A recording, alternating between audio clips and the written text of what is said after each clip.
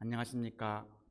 오늘 이 시간에는 엘리사 선지자의 첫 번째 여리고 기적을 살펴보고자 합니다. 열왕기하 2장 18절 말씀에 보게 되면 엘리야 선지자의 승천 이후에 엘리사 선지자는 여리고에 머물러 있게 됩니다. 열왕기하 2장 19절 말씀에 보게 되면 엘리사 선지자의 첫 번째 사역이 시작이 됩니다.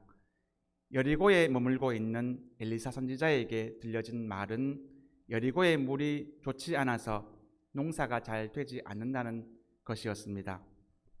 여리고의 물은 상황이 좋지 않았습니다. 물이 나빠서 농사를 지어도 결실이 좋지 않았던 것입니다.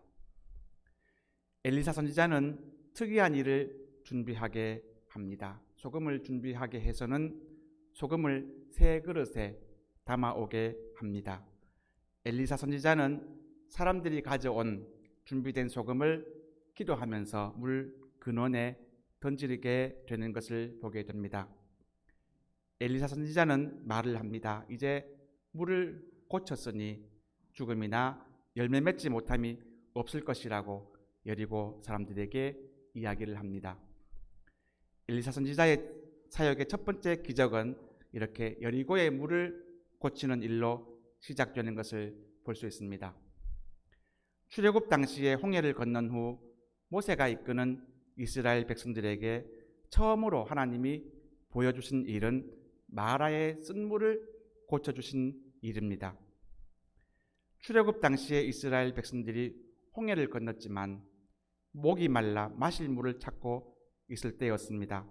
하나님이 모세를 통해서 보여주신 첫 번째 표적은 마라의 쓴물을 고쳐주신 일입니다. 신약시대의 예수님은 갈릴리 가나에서 있게 된 혼인잔치에서 초대를 받으셨고 혼인잔치 진행 중에 포도주가 부족한 상황을 목격하시게 됩니다. 안타깝게도 혼인잔치에 포도주가 부족한 상황이 발생된 것입니다. 예수님은 하인들에게 빈 항아리에 물을 채우라고 말씀하십니다. 하인들은 무슨 일인가 했겠지만 예수님 말씀에 순종하게 됩니다. 예수님 말씀에 순종하여 항아리에 물을 부었고 그 물이 최상급 포도주로 변하게 된 것입니다. 예수님의 첫 표적이 갈릴리 가나 혼인잔치에서 있었다고 말씀하고 있습니다. 엘리사 선지자의 여리고에서의 첫 번째로 보여준 물을 고쳐주신 일은 출애굽 당시에 하나님이 첫 번째로 마라에서 물을 고쳐주신 일, 예수님이 갈릴리 가나에서 보여주신 첫 번째 표적과 연결되는 것을 보게 됩니다. 구약의 말씀은 신약의 말씀과 연결되어 있습니다. 구약의 말씀이 예고편이라면 신약의 말씀은 성취의 말씀인 것을 확인하게 되는 것입니다. 구약과 신약의 말씀을 동시에 이해하면서 하나님의 섭리를 깨달을 수 있어야 할 것입니다. 승리하며 사시기 바랍니다.